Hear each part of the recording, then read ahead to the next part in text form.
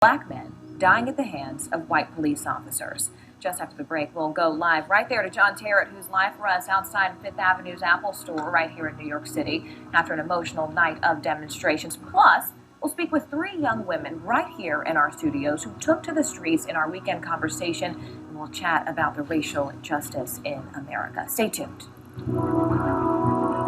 Tonight, the caste system is alive and well in America. A city divided. This is the third shooting in 24 hours in Baltimore. Ravaged by violence. Well, any black community has always been a recession. The community break this cycle. The way the game is rigged, they can't win.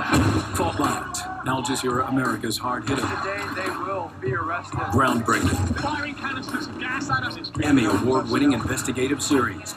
Baltimore, Anatomy of an American City. Tonight, 7 Eastern and Pacific. Only on Al Jazeera America.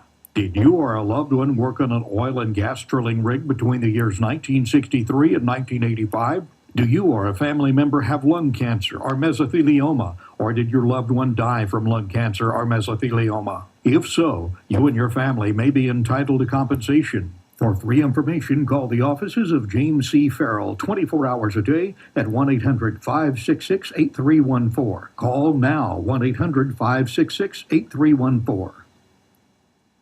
Today, former FBI Special Agent Ali Soufan. If that specific information was shared to the FBI agents, 9/11 could have been stopped at its early stages. The ethics of torture, preventing terrorism, and combating ISIL. Islamic State, their strategy differs from Al-Qaeda because for the first time now they are controlling land. Every Saturday, join us for exclusive, revealing, and surprising talks with the most interesting people of our time.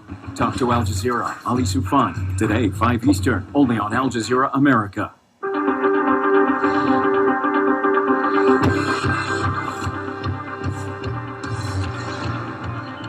Protesters are gathering their hands. Chanting democracy.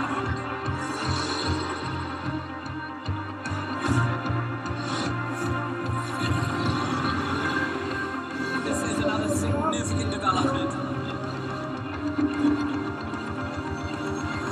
We have an exclusive story tonight when we go live.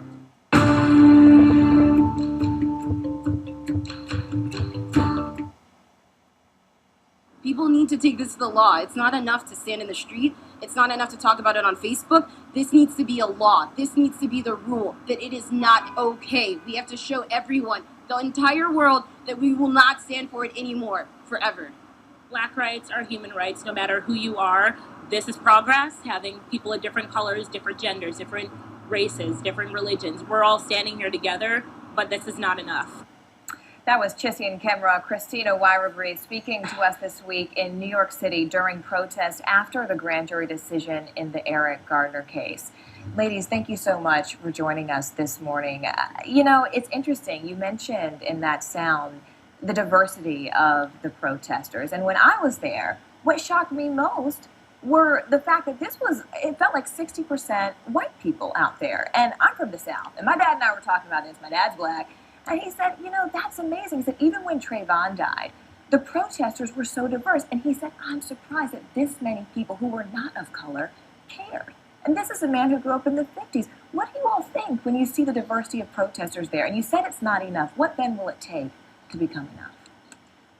I think that, the fact that there are so many diverse people, it shows that this is a human rights issue. It shows that this is an American issue, and it's not just a black issue, and it's not just about black people out there getting killed. It's about human rights, and it's about the fact that all of us need to come together and unite for a greater cause.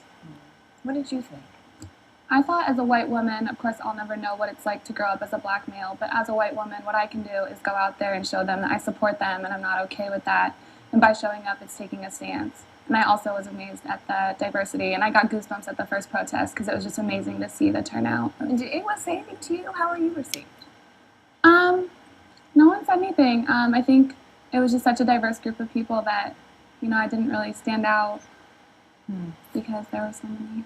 And Christina, you've had your own experiences with law enforcement that made you really want to get involved. What happened? I've been wrongly stopped by police officers, and they don't have to give just cause if they feel that they have a reason to stop you. What were you stopped from? Driving. And I asked, were my plates expired? Was I speeding? Did they think my music was loud? There were none of those things happening. They just felt that the car I was driving seemed like maybe it wasn't in my name. In the black community, we call that driving while black. And I think that there are too many of those crimes that occur, and it's very easy, if it doesn't happen to you, to say this isn't a problem in America. It's easy to say racism isn't part of our culture anymore, but the truth and reality of it is it is. It happens every day all around us. And we're lucky to have coverage for the Eric Garner case, but there are many other people like him out there still who are not getting justice. He's not getting justice, and it's being recorded. So I think there needs to be a big question about how do we right these wrongs here in America today. Well, Elizabeth, Chissy, Christina, protesters have been passing out these pamphlets really stating their demands. And on the pamphlets that were being passed out, they said they wanted all officers involved in Gardner's death fired. They wanted to appoint a special prosecutor for this investigation, and they wanted the state legislature to make choking punishable. So what did you all want to accomplish by being part of these protests? Chissy, what did you want to see happen? The first thing that I want to see happen is a conversation. First of all, everyone needs to admit that there is an issue. There is a lot of people saying, no, we don't have a problem, when clearly there is a problem. The first step is saying, all right, there's an issue here and we need to fix it. The second thing that needs to happen is transparency. In these cases, there's a lot of muddled information. We don't understand what's happening. And there's a lot of protection of the police officers that are going out there and committing these crimes and not getting punished for them. And after that, we need to fix these issues. And speaking of fixing these issues, I want to kind of go back to this first topic we were discussing on the diversity and the protesters. And you made the statement that Black lives matter, all lives matter. And so speaking of that, I want to actually pivot to John Terrett, who's live for us outside of the Apple store.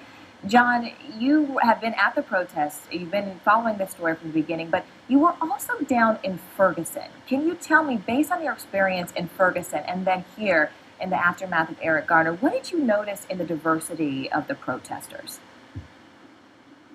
Well, for me, the main takeaway of being in Ferguson for almost 2 weeks was that the relationship between African Americans and the police in that town has completely broken down. There is no trust on either side.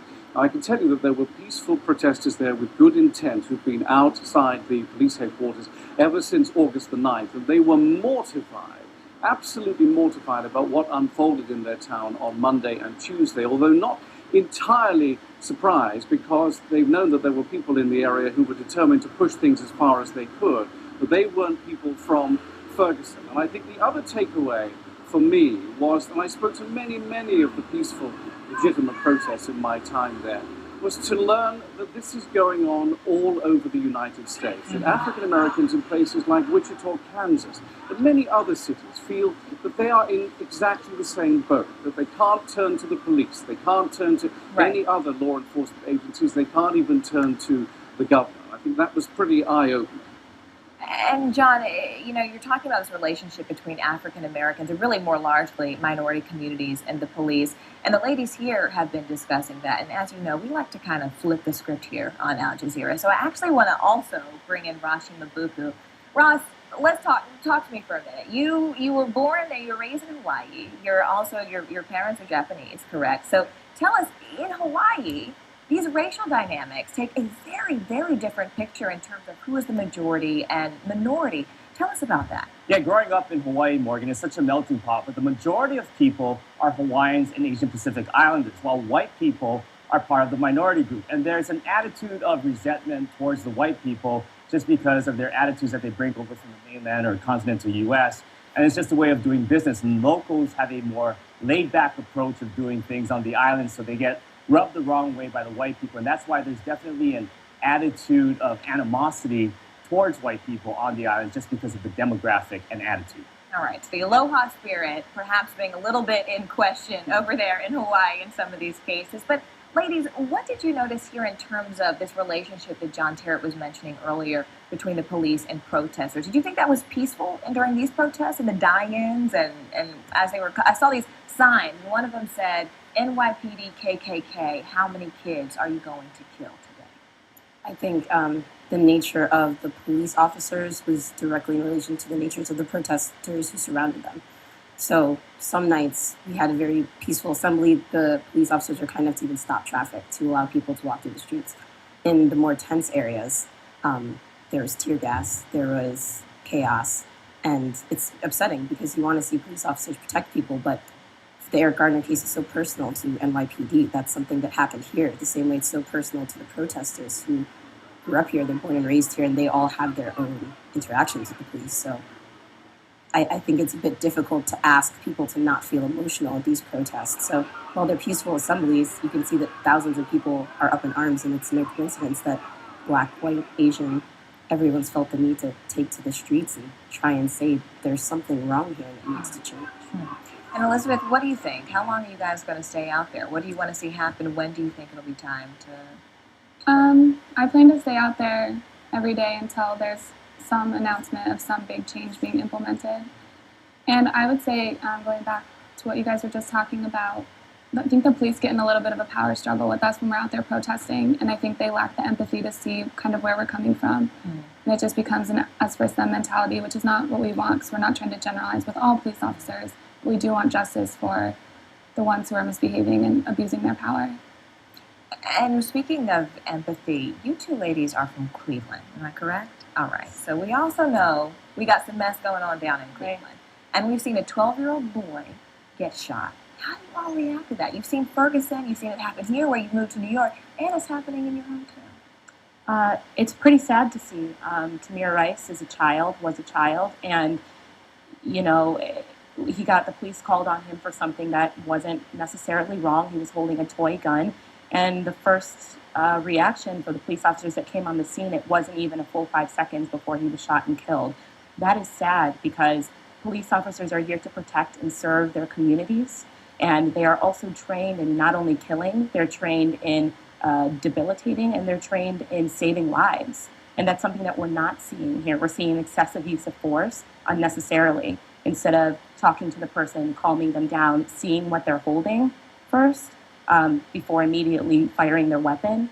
It's a really sad thing to see in my hometown, and it's something that needs to change immediately. And just very quickly, Christina, before we go, I was seeing the protest. There was a man behind me, and he said, well, you know, if you got a guy that big, you're going to have to put him in a chokehold to get him to stand down.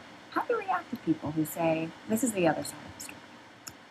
To the people who say that the police are doing their job, I fully support that. I believe police officers are here to enforce the law. If someone ever needs to be taken into custody, I hope they find a way to do that without taking their lives, because to me, putting a man in a chokehold is a perfect metaphor for how a lot of minorities feel with the police right now, is that we are in a chokehold. There's no reason that man should have died. There's no reason Tamir Rice should have died.